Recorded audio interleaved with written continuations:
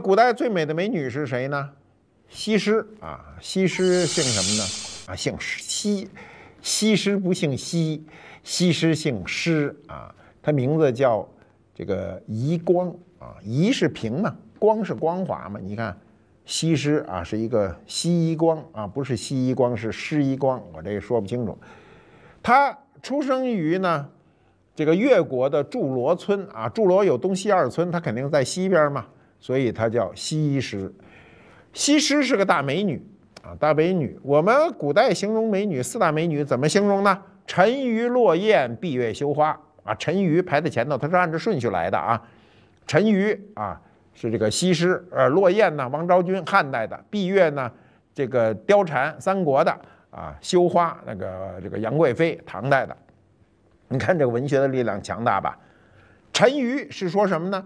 说这个鱼呀，看着西施长得漂亮，是吧？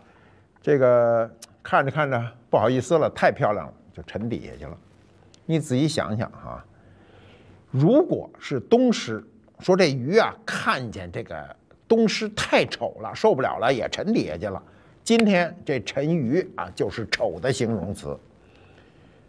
所以文学它有一个事先约定，我们今天说沉鱼落雁啊，一说就是女的如何如何有沉鱼落雁之容。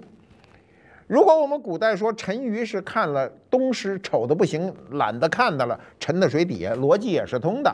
那么今天一说沉鱼落雁，就说这人有多难看了。所以文学的事先约定很重要，你是一个惯性思维。西施之死啊，有多个版本。啊，比现在什么狗血剧都狗血啊！第一种版本叫苦情啊，苦情剧版本。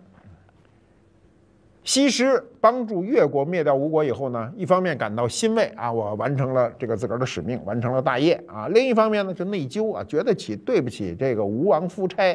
为什么对不起吴王夫差呢？是因为啊，这个事儿都是假戏真做的事儿，这事儿得投入情感，所以这个事儿就很矛盾。在这种矛盾中呢，没法解脱，最后自个儿就自杀了啊！自杀弄根绳一吊，哎，死了啊！这是第一个版本。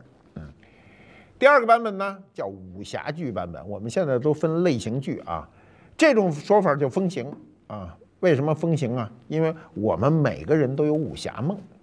我年轻的时候特别喜欢啊，就特别憧憬能够自个儿背一个剑啊，仗剑走天涯。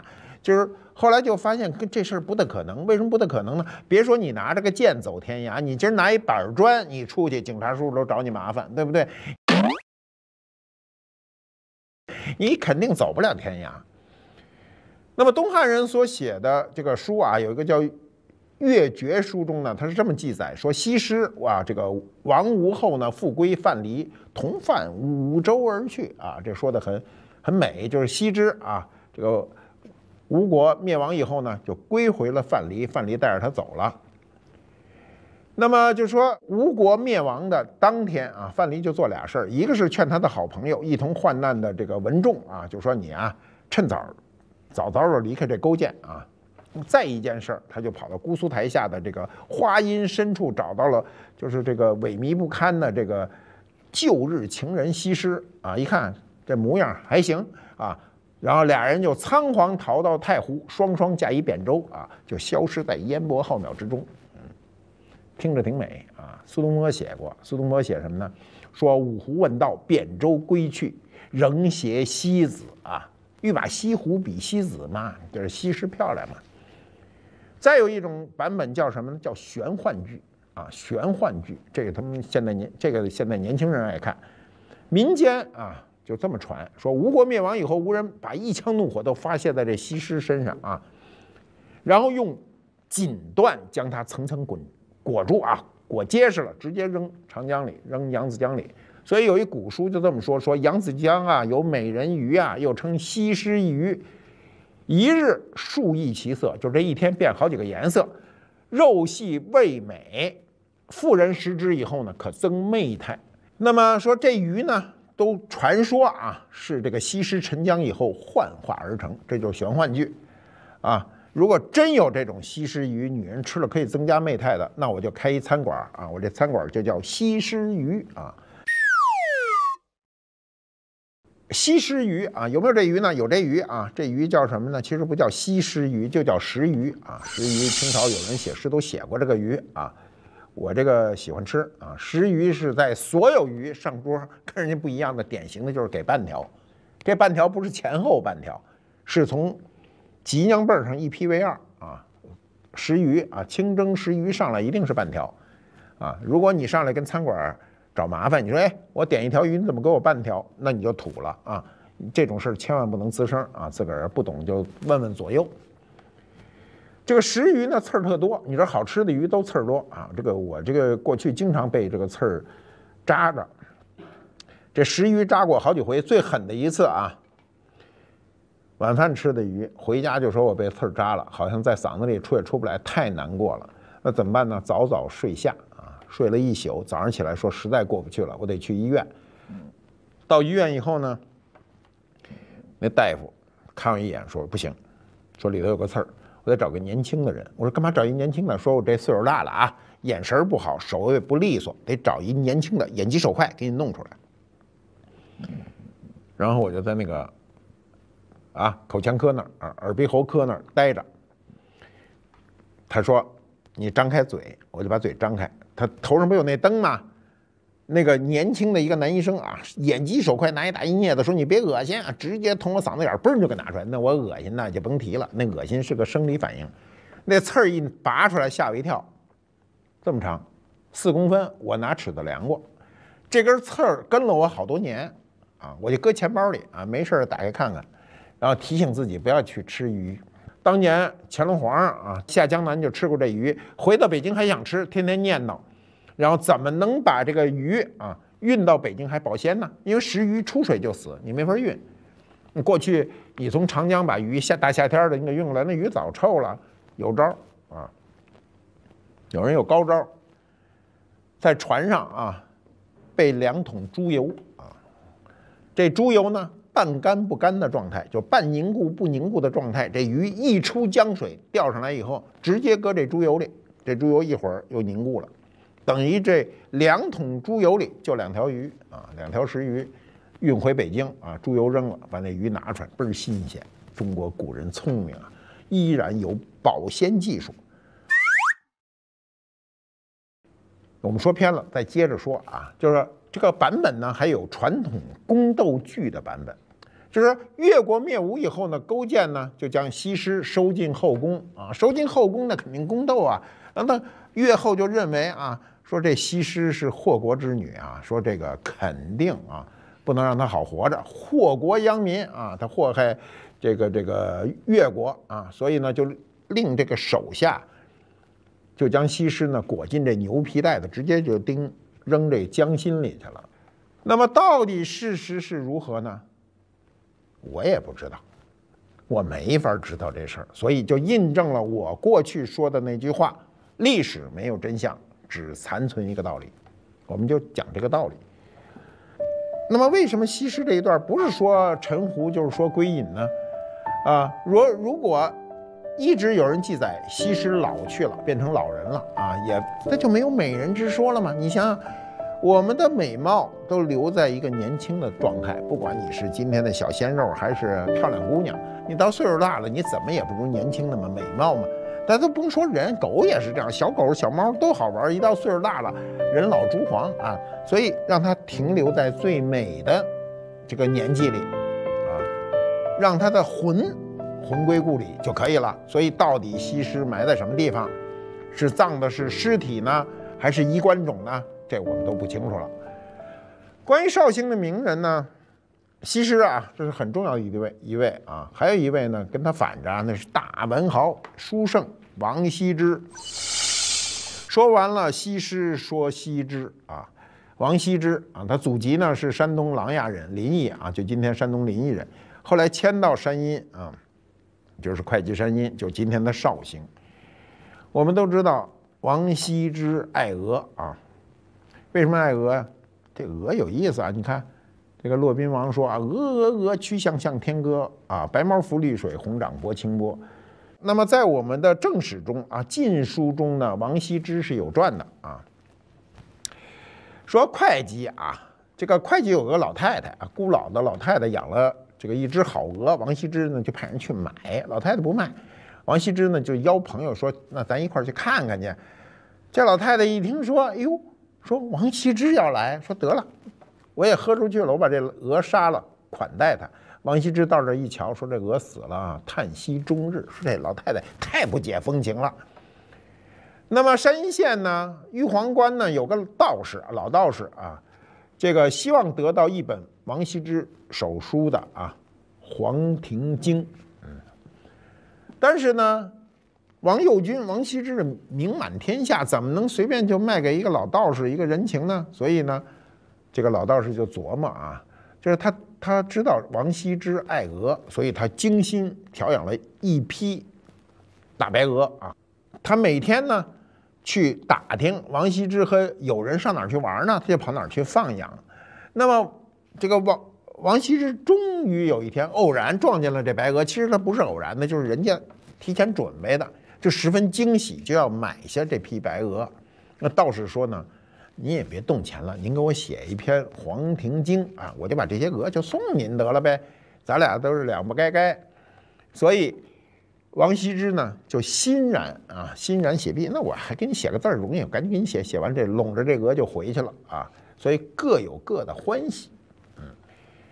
李白写诗还写过这句啊，说山阴道士如相见，应写黄庭换白鹅，说的就是这典故。羲之爱鹅就被当时的文人雅士呢，作为一种文人雅士的这个情趣呢体现，这种行为统称为什么呢？私爱。和谁呢？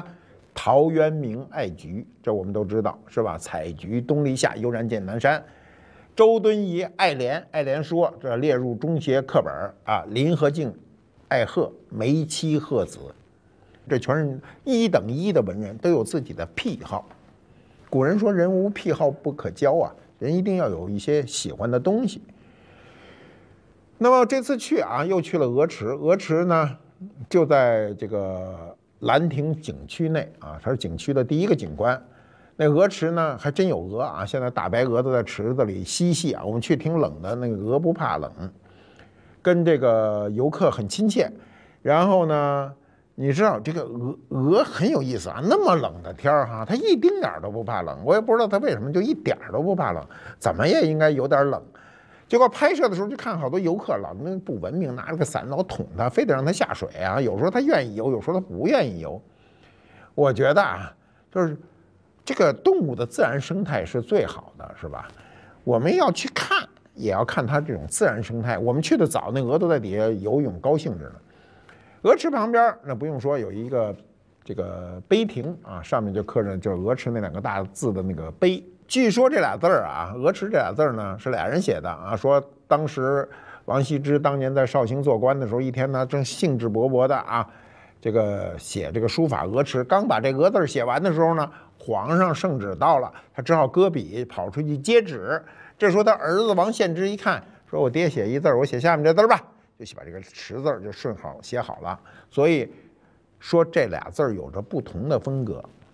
我告诉你啊，这说着有不同的风格，都是文人说的。我去瞧着这风格差不多啊。鹅字呢写的苍劲啊，说这个池字写的健秀。我们如果把这两个字翻过来说，这个鹅字显得健秀，这个池字显得苍劲，其实都相通的。王羲之与王献之还有一个传说很有意思啊，就相传呢，这个王献之练字啊，练了3缸水以后就不想练了。有一次他写字呢，拿去给他的父亲看，他父亲呢，王羲之说写的还是不成啊，说你看你这大字写的啊，上紧下松的啊，说你这结构不行，太松了。于是随手呢在大下面点了个点儿，这大就变成了太啊。王献之就拿给他妈看，就是王羲之的夫人看完了以后说啊，我儿练了3缸水，唯有一点像羲之，就是说你啊写了这么多字儿，就这点还像你爸。那么王献之呢，一听呢就知道自己练的还不到家，所以后来就练满了18缸水啊。长大以后也成了著名的书法家，与他爹王羲之并称二王啊。我们来到绍兴呢，一定要说到的就是兰亭集序啊。史书记载，公元353年啊，东晋时期啊，永和9年，因为3月3呢上面写3月初3啊，王羲之与友人谢安、孙绰等人呢，就亲朋好友一共40多个人，就聚会于会稽山的这个兰亭啊，行修禊之礼啊。修禊我们讲过啊，就到开春的时候，我们要在这儿做一些仪式啊，曲水流觞啊，饮酒赋诗。后来王羲之呢，就把所有人的这个诗文呢汇成了集子。那么当时那么多人写了诗啊，这诗编成了集子呢，那个诗都名气不大，最大的就是这篇序啊，这是天下第一行书《兰亭集序》。这篇文章啊，我想很多人都会多多少少背几句啊。永和9年，岁在癸丑，暮春之初，会于会稽山阴之兰亭，修禊事也。群贤毕至，少长咸集，此地有崇山峻岭，茂林修竹，又有青楼祭坛应带左右，引以为流觞曲水，列作其次。虽无丝之管弦之盛，一觞一咏，足以畅叙幽情。就是这个。你要想背，就趁着年轻赶紧背，岁数大了到我这个我会背，我都结结巴巴了啊。那么这个曲水流觞啊，曲水那肯定是拐弯的水嘛，流觞呢就是把这个酒杯呢飘在水上。那么历史记载啊，这个历史上这次游戏呢很清晰的记载，有11个人啊成诗2篇啊，其中有王羲之；15个人成诗只有1篇啊，有16个人不成诗，各罚酒3觞啊。不成诗里有谁呢？就有王献之啊。不是因为你学问大就肯定做得出来，有时候你脑袋一卡顿就完了。王羲之的真迹啊，肯定是没法传世了，因为时间太久了。先不说这字能不能传，就是这个纸都保留不下来。那么传世的都是摹本。你比如王羲之写的《尺牍》啊，就是《平安帖》，《平安帖》台北故宫的那个墨本呢，是唐代双钩的啊，这个硬黄纸本的。前些年呢，嘉德拍过一个啊，这个上海的大藏家刘义谦毛毛啊，花了3个多亿买的这个《平安帖》的手卷呢，那可能是世界上到目前为止平均每个字最贵的这样一个书法作品了啊。这些东西呢，都还不是这个王羲之的原本，都是摹本。古代的这个唐以前的这个书记啊，就书法基本上都是摹本。《兰亭集序》啊，这个真迹呢，据说啊，就据传是唐太宗死后有被殉葬为昭陵啊，传世的都是摹本。现在见到的有虞世南的、褚遂良的、冯承素的等各个摹本，当然普遍公认为冯承素的这个摹本最接近于真迹。冯承素啊，摹本，他卷首呢因有唐中宗李显的神龙年号的小印，故称神龙本啊，神龙大侠啊。但也有人说，这个卷首的神龙这个小印啊，这个小印呢，是这个不是唐中宗的内府的钱的这个印，而是后人添的，所以这事儿也说不清楚啊。就是现在对于这么古老的版本，各说各的，都是顶级专家，很难统一啊。那么在《兰亭集序》的石刻当中呢，后人认为最好的呢，就是欧阳询的定物本啊。这也是很专业的，你不了解这个事儿，你肯定闹不清楚，因为《兰亭集序》的版本太多啊，所以这个定物本呢，也算从专业的角度上讲是最好的版本。那么这个定物本呢是怎么回事呢？是当时唐太宗呢得王羲之的这个《兰亭集序》的真迹以后呢，命令欧阳询临摹，然北宋宣和年间呢，就是刻在石头上了啊，这个勒石啊。这个北宋庆历年间呢，这个碑刻呢被发现于河北的定州，因为唐代的时候，定州呢置义武军，所以呢宋呢避这个太宗啊赵匡胤的讳啊，所以改义武为定武，就得了个名啊。定武的原石肯定没了啊，谁要今天找着定武的原石，我告诉你，那个东西的价值啊就没法估量啊。所以它只有传世的拓本。那拓本中呢，赵孟俯认为啊，就是说古今呢，这个只要说到这种书法啊，一定啊以王右军啊，就是王羲之呢为最好啊。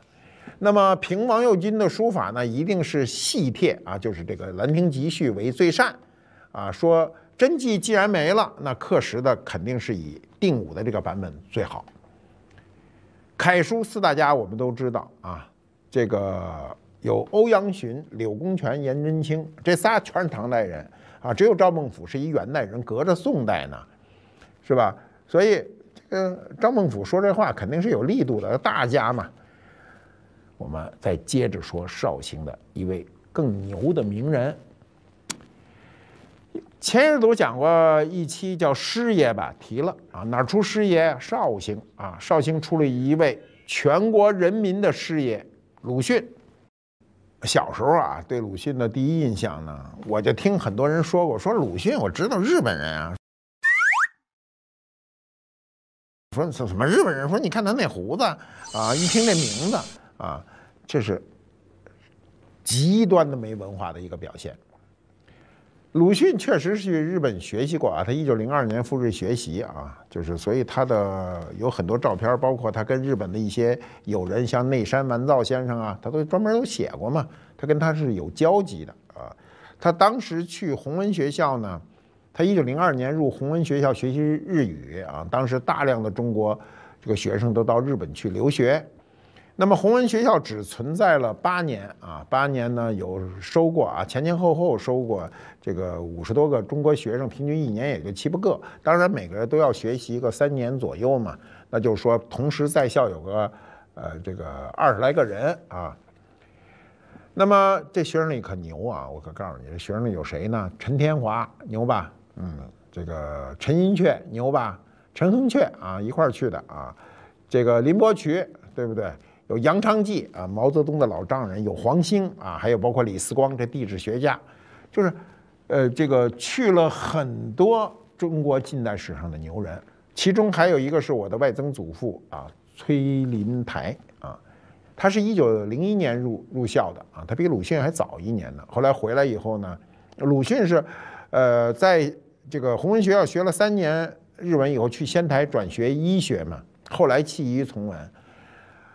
我那个外曾祖父呢，学完了以后就回到了北京，在北京后来为官啊，为官那个不大适应，后来就做了北图的馆长啊。这个我在那个这个当年我拍那个我那个家族寻史的时候，曾经闹清楚的。那我就想问问你们鲁迅啊，你对鲁迅的这个著名的作品，你知道什么呢？《狂人日记》、《祝福》、《社戏》、《孔乙己》、《阿 Q 正传》啊，从百草园到三味书屋啊，其实这些都是鲁迅的文学创作啊。这个小说啊，都是用来消遣的啊，读不是不可以，都是用来消遣的。鲁迅著名的著作有什么呢？有《中国小说史略》。《中国小说史略》是我们过去读这个文学、喜欢文学必读书啊，这是鲁迅先生的第一部系统的论述中国小说发展史的专著啊，今天依然可以一读啊。那么关于鲁迅的文章啊，我们就不需多说，因为大家上学的时候都读过嘛。鲁迅的诗好像我老觉得不像他的文章那么受关注，其实鲁迅的诗写得非常的好。你比如他的《题三义塔》，他最后一句就是什么呢？渡尽劫波，兄弟在，相逢一笑泯恩仇。这个渡尽劫波，兄弟在，相逢一笑泯恩仇。后来不知谁是我忘了是谁，是金庸先生啊还是谁？这个还是梁羽生啊，改武侠小说的时候用到这句的时候写“历尽劫波，兄弟在，相逢一笑泯恩仇”，相传非常广。这种感受只有经历过才能感受出来。我想，这个鲁迅先生啊，鲁迅先生在民国的时候啊，也会跟很多兄弟之间发生争执，但是渡过去了就知道啊，兄弟还在啊，最后相逢一笑，这恩仇就没了嘛。所以这种感觉很好。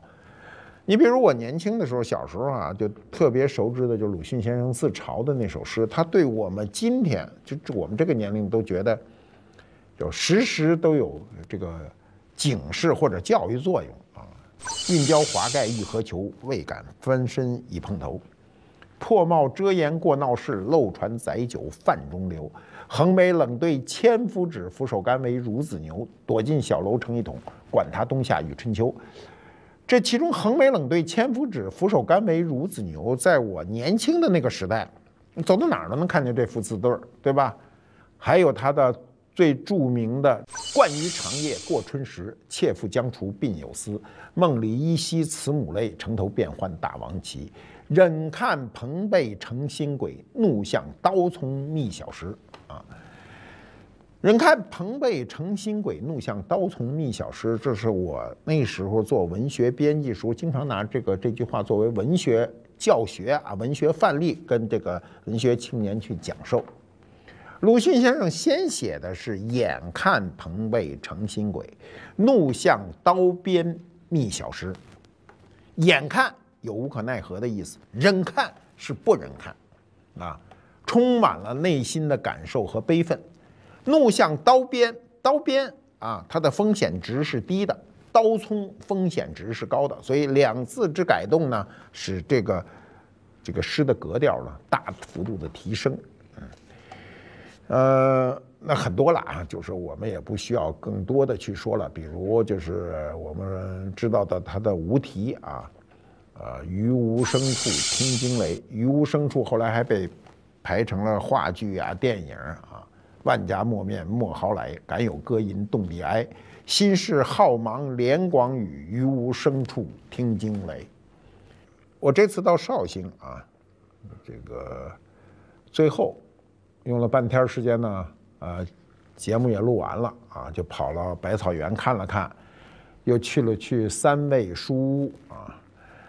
这个三味书屋专门要看鲁迅先生那桌子上刻的那枣字儿。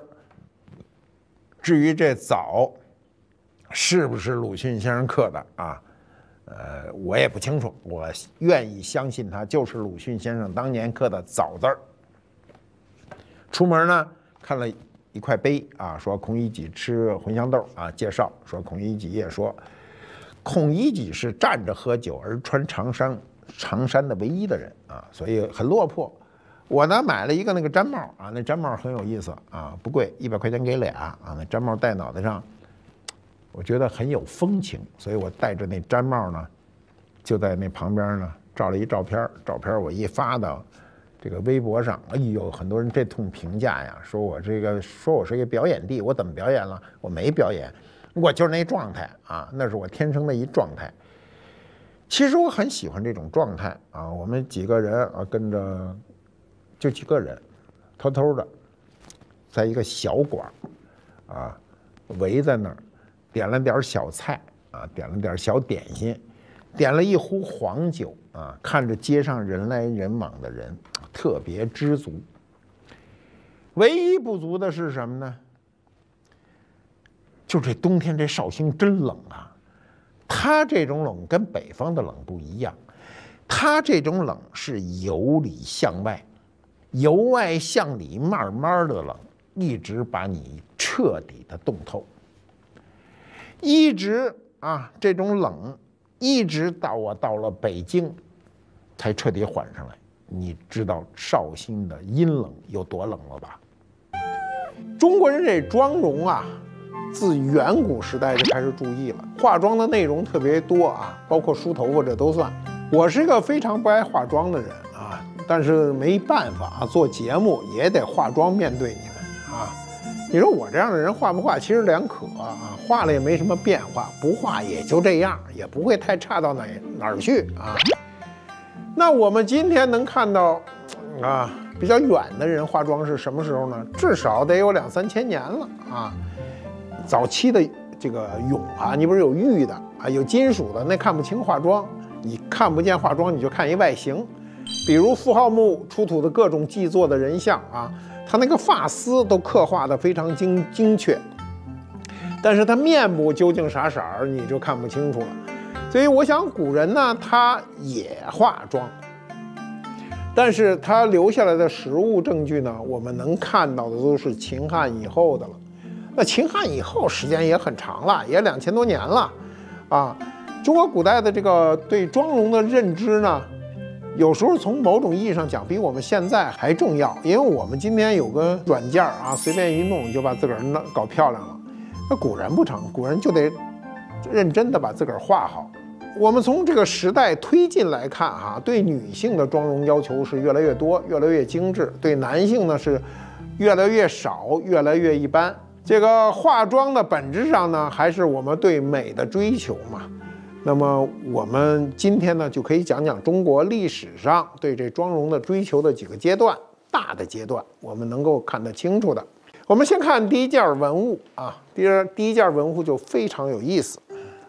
呵，他先上去了啊，看，这是一个汉代的跪俑啊，也叫祭坐俑。这种做法是以我们非常古代的一种做法啊，是跪在那儿做，把这个臀部呢贴在后脚跟上。这种做法呢非常的辛苦啊，上身要挺直。大部分人做不了1分钟啊，不信您今儿看完这节目就在家里试试啊。这个跪在这儿，身板笔直，然后呢臀部贴近自己的后脚跟啊，你做1分钟就不得了了。那么汉代的俑是我们今天可以看到比较精致的啊，带有妆容的俑。这个俑呢，给我们提供了大量的信息啊。这个信息是什么呢？我坐下来慢慢说啊。我们把汉代的妆容跟今天的妆容呢搁在一起一比较，就会发现呢，它有一个特征，它的特征是重色不重容，它非常注重这个颜色。你看它的大白脸啊。那白脸一直到脖子到后脖子、后脖颈都得画白了。我们今天这女的化妆就是脸上这一块啊，这些地方都不在意。有人那脸画的挺白啊，一动换这脖子不成了啊，这脖子就没那么白。那么秦汉时期啊，这个汉代的俑我们都看得见啊，它整个这个化妆的时候呢，它身体的上半部基本上全得化妆，它不仅限于面部。它要有脖子、肩膀、上半身，甚至后背，它都要有施满了啊这种白粉，它是敷上去的。它敷的不仅白，还匀，还厚啊。在这一点上，跟今天的日本艺妓的那个妆容有点相似。那这种惨白呢，我们今天呢都比较不容易接受，说这号画这么惨白干嘛呀？我先告诉你，历史上是没有电灯照明的。光线非常昏暗，你除了火把就是月光，所以你到这晚上的时候你出去哈，你如果不涂得这么白，你在月光下或者在烛光下是看不清楚的。那么这种啊把脸和身上都画白了的这种画法呢，在汉代非常的流行，或者说它是基本化妆形态。那它上面呢就铺粉，它这个粉就是米粉，就咱吃的这个大米粉。你把这个米粉磨得特别细，过筛过箩以后，就可以用它化妆了。那么粉这个东西啊，我们今天看这个字是一个米字边一个分字，对吧？那就证明我们最早这粉就是米粉。那么我们跟这个粉相关的啊，这个词汇就很多啊，覆粉施朱，对吧？粉墨登场。粉面寒春啊，粉妆玉砌啊，那这个说的粉都是米粉。人类啊，或者说中国人最早期化妆就是跟这米粉啊直接发生关系。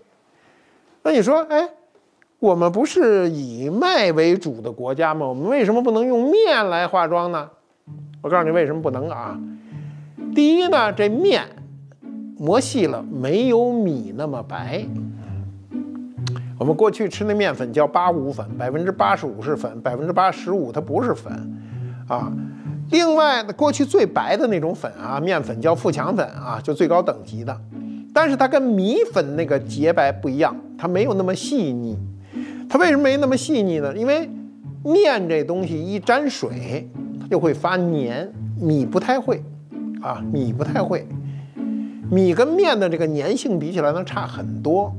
所以面一旦发黏，你这一出汗，它在你脸上打柳，所以它不适合化妆，那就是米粉。古人慢慢在使用这个米粉当中呢，就着急啊，说这化妆一会儿老掉不成，不能老拿那粉扑往上扑去啊，那怎么办呢？就得想办法。想办法呢，后来啊，就是汉代的时候就发现了啊，从西域进来一种粉，这种粉呢叫胡粉，那显然是胡人带过来的。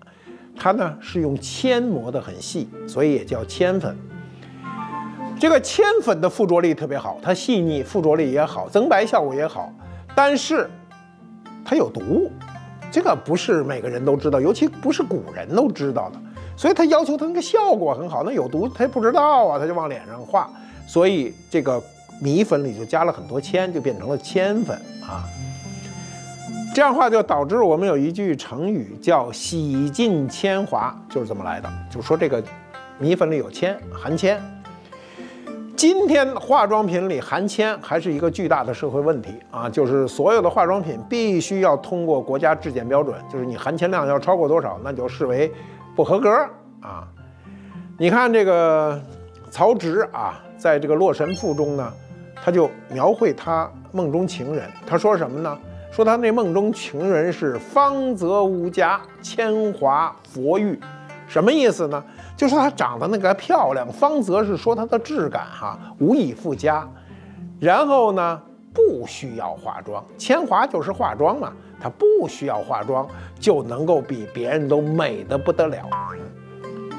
那么你看曹植这种描述，就涉及到铅华一词，就是不用化妆，不用铅粉。那时候都是这样的咏啊，你们可以看到，如果我们今天能够退回2000多年，走在汉代的大街上，你能看到这样的妇女啊，画着这种惨白的妆啊，这种妆你今天看起来你觉得太过火，没什么意思，但是在那个时代，或者你今天能把自己放到2000多年前，你会觉得这是非常性感的，非常靓丽。那么铅粉有毒这个事儿不是汉朝人知道的，后来的人慢慢知道了啊，至少是到了明清的时候，大家就比较清楚了啊。所以宋英星在《天工开物》里就说，这铅粉呢，擦妇人颊，能使本色转青，就是老往脸上擦，这脸就青了啊。那这个脸为什么青啊？就是皮肤中毒嘛。历史上啊，我们知道这个化妆这事儿啊，不是女性专属，男性也化妆，也使这铅粉啊。你看这个《颜氏家训》里就说嘛，梁朝全盛之时啊，贵游子弟无不熏衣剃面，覆粉施朱。中国啊，魏晋以后啊，南北朝时期呢，这段时间呢，这个中国社会动荡啊，人呢就是喜欢好高骛远，喜欢一些虚头巴脑的事儿，所以呢，这个对男子的妆容呢就有追求啊。这个男子化妆一样，皮肤也是照着白了去的并不是那时候男的画的黑不溜秋，女的画的白白的，不是这意思。男的也要把自己的皮肤画的白皙如雪，光润如玉啊，这是男子的这个对这个社会做的一个功课。南朝人有一个人叫刘义庆啊，他有一个很著名的著作叫《幽冥录》啊，他记载了很多真真假假的故事啊。它其中有一个关于铅粉的爱情故事，这故事说的是什么呢？说的是一个富家公子啊，在集市上呢见了一个漂亮的女子啊，说他卖什么呢？卖糊粉，就是这种化妆用的粉。然后他就喜欢她，爱之，然后他又没法表达，他又没有理由啊，他不知道说啥。然后呢，他就借故呢每天去买粉啊，每天都去。然后买完这粉呢，转身就走啊，也不说话。这就属于典型的暗恋。这暗恋女子这公子呢，他这个不会表达，他想不想表达？想表达，表达他不会。每个人对这个情感的表达呢，不是都特别自如的，绝大部分真心者都不怎么自如，所以他就借机啊，每天买上这么一盒啊，就跟他见个面，也没勇气表白，然后也不敢搭讪啊，说完话转身就走了。这时间一长呢，这男的倒没多大事儿，关键这女的不成了，这女的就产生疑问了，说这个他每天都来买这粉，他啥意思啊？他有什么想干的事儿没有啊？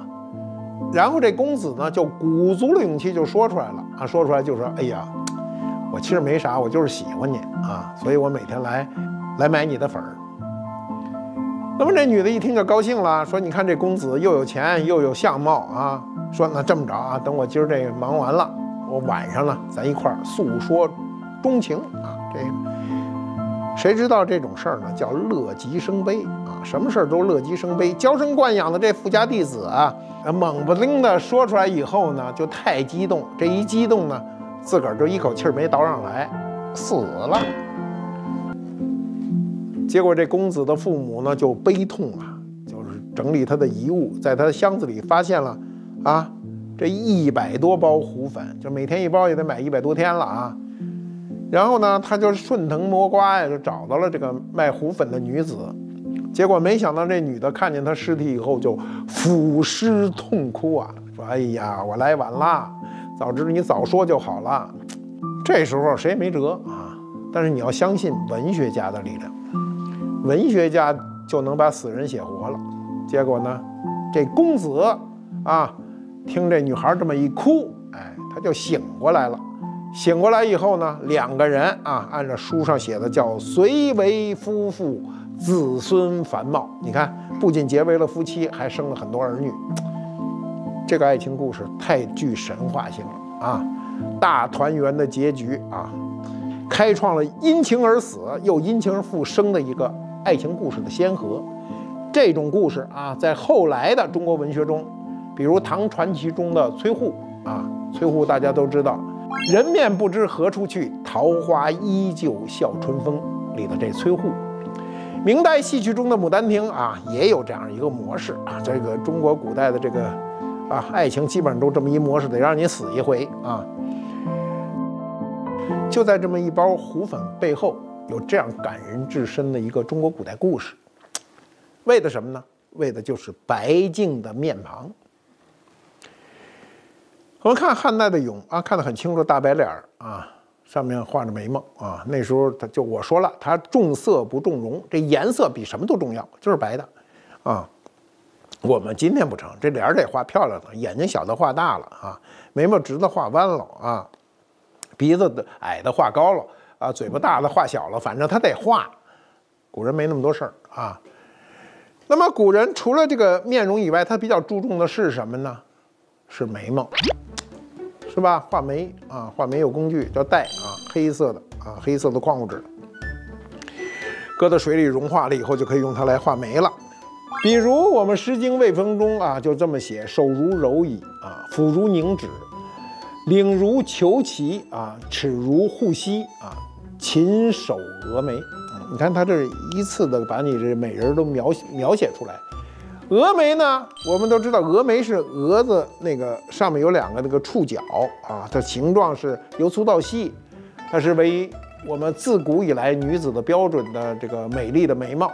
这种长长的眉毛流行了至少2000年，直到了唐朝，这眉毛才开始发生变化。因此呢，峨眉呢就成了美的代称啊。除了峨眉呢，就各种眉啊，你比如远山眉啊。这个说的是眉毛浓密啊，这个中国人认为眉毛一定得黑啊，这眉毛得黑啊，黑了才好看。所以这个《西京》啊杂记中就有记载：闻君姣好，眉色如望远山，脸髻长若笑容啊，肌肤柔滑如纸啊，说的就是卓文君啊。美如远山啊，就说这眉毛有起伏嘛，眉形细长而舒展啊。颜色呢，有一点点淡啊，但是不能太淡。《凤求凰》中就有这样一段记载嘛，说卓文君跟这个司马相如第一次在宴会中相见的时候啊，这个司马相如一眼就被卓文君那对眉毛所吸引了，然后就被他的这个卓文君呢又被司马相如的才情打动，所以才有了后来的闻君夜奔啊。这故事就是俩人跑了啊，逃婚了啊。所以这个后世人就纷纷效仿卓文君的这眉形啊，大街小巷，无论是达官贵人啊，还是平民啊，都画这种远山眉啊，可见历史上也有这种流行啊。时间到了魏晋时期啊，人们还是以白为美啊，中国历史上到今天都是以白为美啊，除了用这种粉来这个敷面。更重要的呢，就是它出现了各种面妆啊，比如我们今天知道的有什么落眉妆啊、斜红妆啊、小霞妆啊等等，都是奇奇怪怪的。其中最怪的妆还有墨妆，把脸涂成黑的。今天人再怎么化妆，也没谁敢大胆的把脸涂成黑的啊。涂成这个啼妆。什么叫啼妆？就变成哭泣状，这个脸画的跟哭泣似的。还有这个黄眉毛、黑嘴唇啊，一时各种风行，但是很快就偃旗息鼓了。为什么？因为这种东西它特别不大众。魏晋时期风靡的时尚妆容呢，我们比较知道的就是鹅黄。鹅黄就是把额头这部分涂上黄色啊。那么当然有人认为这是受佛教的一个影响了，这些我们就不去探讨。你比如我们都知道的木兰辞：开我东阁门，坐我西阁床，脱我战时袍，着我旧时裳。当窗理云鬓，对镜贴花黄啊，就是贴的这个花黄。我们可以看到魏晋南北朝时期对我们的大唐呢是做了很深的一个铺垫。我们唐代的妆容百花齐放，有日新月异的一个变化。我们现在可以看看文物了。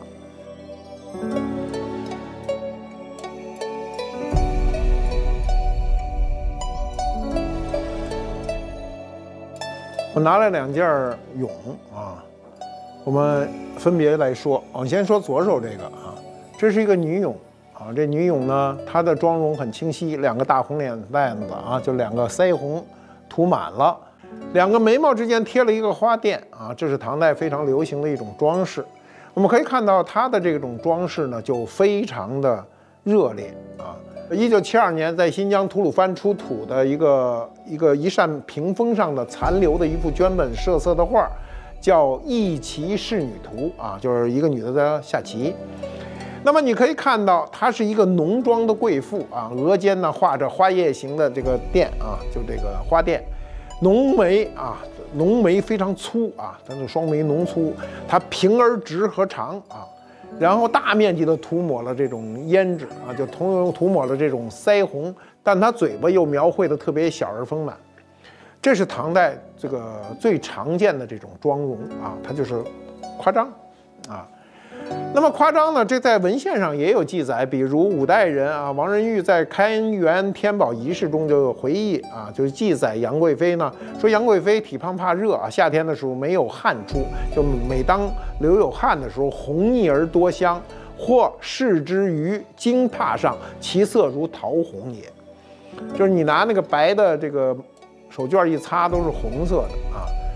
这你就知道唐代的这个妆容。唐代妆容有一个巨大的特点，这个特点叫重眉不重眼，眉毛比眼睛重要。你看他眼睛都是那个细长的眼睛，他没那个像我们今儿似的啊，先把眼睛给卡大了，里头塞上那个眼睫毛啊，老让眼睛忽闪忽闪的。那个古人没这毛病啊，古人眼睛长啥样就是啥样啊，不把它改良。我们今天有时候这眼睛看着挺大的啊，那个里头那个眼睫毛一瞪下去，眼睛小一半，这个就肯定是不怎么美。其实眼睛大小不决定于你的美，眼大有时候还无神呢。我们再看啊，我们这时候再看右边这个啊，右边这个你看是个男俑吧？这事儿有点意思啊。我先告诉你，这是个女俑啊，她是喜欢穿男装。唐代的时候，这个很多女俑时髦啊，穿男装是时髦的。我们今天啊，有的年轻人也喜欢穿男人的衣服，叫那天我问了问，叫男友风。那么唐代呢，它除了这个眉眼画的啊，这个比较认真呢，它也依然还是要敷粉。这时候它比较注重的就不是那么白白的了，它要有胭脂的存在。那有一种说法啊，说古代胭脂呢是最初的材料呢，有一种说法它是花儿啊，这种花儿呢，我们过去叫指甲花啊，它就生长在匈奴的领地胭脂山啊。这个胭脂跟我们后来胭脂呢只是谐音啊，它写法不一。我们写成今天这个肉月旁一个音，肉月旁一个脂呢，这是后来的事儿了。那么这些匈奴人就从胭脂山把这种胭脂啊，其实它也未必叫胭脂，就把这种染料带回来了。所以古代有诗啊，有诗上面写的是“失我胭脂山，令我妇女无颜色”，就是这么来的。所以这个可信度极高。我们当时汉民族啊，对外来的东西定名呢，一般都是用这种简单的地名的方法去定名啊，这种就简单有效。所以呢，慢慢呢，这个胭脂这两个字呢，被汉族文化改造，写过各种各样的胭脂，最终落为今天胭脂这两个字。胭脂呢，它对我们化妆是有很大好处的，它能够使你的肤色呢呈现红润，显得健康。当然你不能糊得太多啊，就是给点啊，所以今天很多人上班呢，为了精神点，化点淡妆，挺好一件事啊。胭脂使用的时候啊，过去就在掌心晕开，涂在两腮上啊。涂多以后就会出现一个什么情况呢？就会出现酒晕妆啊，显得你跟喝大了似的啊。有人喝醉了酒，为什么楚楚动人呢？就是因为脸红嘛。胭脂呢，涂的少呢，涂的浅一点呢，就是桃花妆啊。你像桃花，粉色的啊，所以在面部上涂上胭脂，然后再罩上一层白粉，这就叫飞霞妆，形成白里透红的一个肤色。盛唐女子非常爱的就是酒晕妆啊。为什么喜欢酒晕妆？因为唐代人爱喝酒，愿意喝大一点，夸张自己的美丽。而且呢，很多女子在醉态的时候更愿意表达自己，所以它就显得酒晕妆呢非常的迷惑人。除了这些大胭脂啊，这大红脸蛋子，再重要的就是唐代人的我们一开始说的重眉啊，眉毛眉形啊。唐代人画眉有意思，先把眉毛剃干净啊，重新找位置画啊，不一定在你原来位置上。所以这个唐代的眉就流行的很多啊。你去读唐代的诗歌啊，里都有描述啊。它这种眉呢，就是最后归纳为十几种啊，比如鸳鸯眉啊、小山眉啊、五眉啊、三峰眉啊、垂珠眉啊、月眉啊、分梢眉啊、寒烟眉啊、佛烟眉啊。这个倒韵眉啊等等，有的你一听能听懂，有的你听不懂，您就去翻书去看去啊。那么比如唐代诗人啊，有一个叫徐宁的，他写过一旦新妆抛旧样，六宫争画黑烟眉，就把那眉毛大黑眉毛画得又粗又黑。你想想当时的那个眉毛有多夸张，我见过最夸张的是画俩大黑疙瘩。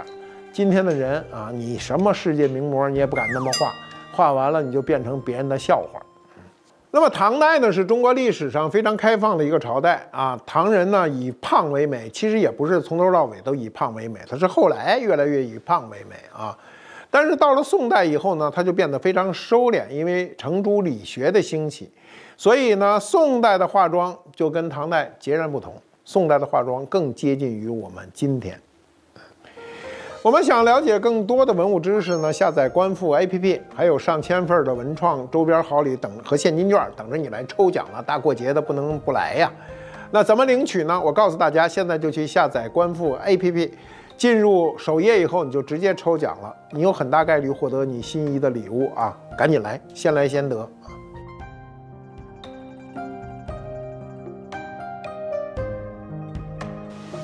我们把唐朝的俑请走了啊，就要进入宋朝。宋朝有一好处，就是宋朝的这个妆容啊，跟我们今天就大同小异了。我老说一句话：唐以前近乎古，宋以后近乎今。我们宋朝以后的所有的吃穿住行啊，都跟我们今天变化没那么大啊，可以理解。你看唐代以后啊，从五代开始，中国人开始有一个陋习开始流行，这就是缠足。这缠足就限制了中国妇女的这种行动啊，所以使她的行动变得谨小慎微。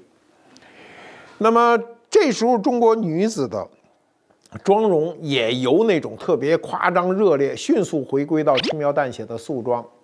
你跟彩妆，你跟两汉啊，这个比也比不了，你跟唐代比也比不了。那么宋代以后呢，这个人物啊就有点落地了啊，有点像我们今天人的生活，脚踏实地。这个持续到什么时候呢？由宋到元到明到清啊，一直是这个状态。我们还可以给大家再拿一个文物瞧瞧。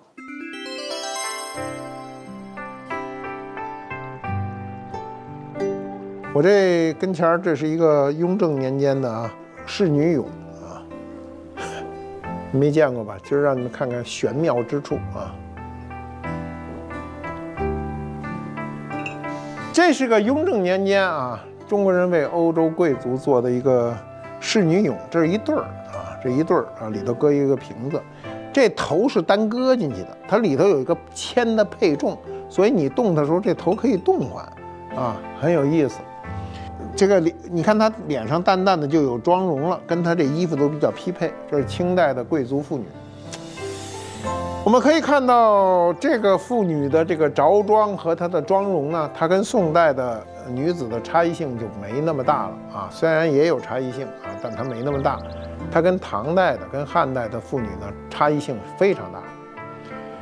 我们中国此后的1000年，女子的化妆呢，一直在承袭宋代的这种文化制度啊。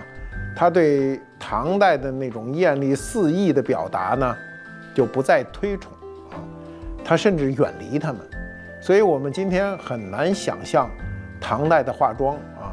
唐代的，你像《簪花仕女图》，它不光是仕女，连男的，连白居易出去郊游，脑袋顶上都顶一这么大的牡丹花。你今儿要看一男的脑袋顶上顶一牡丹花，你肯定多看他2眼，你心里会有一些其他的想法。可那时候就是这样啊。但宋代以后啊，我们一切都变得收敛起来了，对吧？我们从理论上讲，程朱理学慢慢的介入到百姓当中，服装也变得收敛，妆容也变得收敛，发型也变得收敛，那眉毛就正常了啊，就按我们今天的画法都差不离。唐代的那些各种复杂的眉妆就全不见了啊，比如我们可以今天看到的啊，北宋前期的宫妆呢，它还受一点这个唐朝的影响，比如宋真宗的皇后像，哎，你看的时候你就觉得，哎，这玩意儿这个有点怪哈，它叫三白妆。三白妆是指额头、下巴和鼻梁这3处高光的地方呢，重涂白色啊，看着有点像3花脸，不怎么好看啊，不怎么好看。但是那时候就这样，但是它失色一定是淡色啊，要微红。到了仁宗啊这个时代啊，它之后这个妆容呢就变得越来越亲民啊，就是化了跟没化一样，其实还是化了，就是它不再讲究化妆跟生活中的关系那么强烈。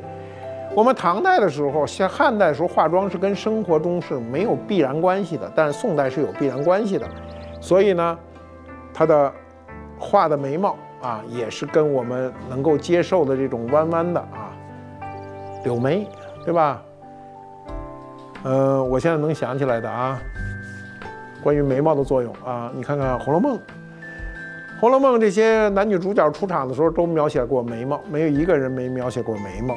比如《红楼梦》对黛玉的出场的描写，她的眉毛是2弯4蹙飞蹙龙颜眉啊，一双似喜非喜含情目啊。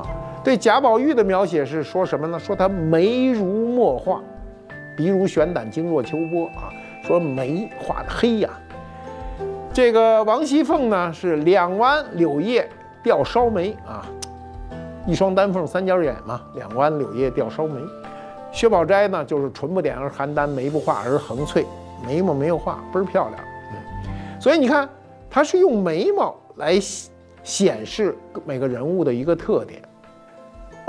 我们从早期啊秦汉时期的化妆使用铅粉，到明清时候呢，这走了2000多年，它也有了一个很大的飞跃啊。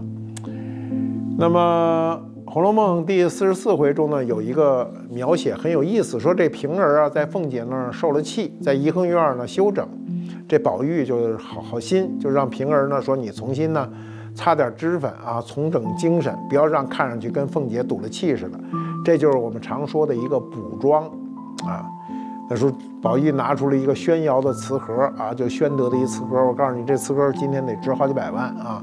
说这不是铅粉啊，这是紫茉莉花的种子研碎了兑上料制的。你看，他还知道环保啊，他这种粉呢就已经不是铅粉了。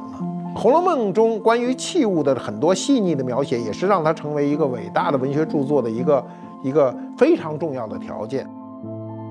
我们今天啊，就是写文学作品，不管你是写小说还是你拍电影，细节支撑一个电影的存在，一个小说的存在。细节你非常感人，电影就会变得非常的感人。所以，《红楼梦》里关于化妆的这个关于跟这种胭脂之间的关系呢，比比皆是啊。你看贾宝玉爱吃胭脂吧，有人老不明白他爱什么吃胭脂啊，他就是尝一尝那个口红都是甜的啊，玫瑰膏子有香味儿啊，所以他就来尝一尝就叫吃了。所以这些细节的《红楼梦》中的这些细节描写呢，从某种意义上讲呢，它使《红楼梦》这部著作很多地方显得更加真实。我们今天就是讲了古人的化妆，大年初二的从汉代重色不重容从这个唐代重眉不重眼，到宋以后非常朴素的这种画法呢，这个反映了我们中国人一直的一种生活状态。这种生活状态呢，是追求生活呢越来越好，追求生活越来越精致，所以才有那句话，谁说的？苏东坡说的：“淡妆浓抹总相宜。”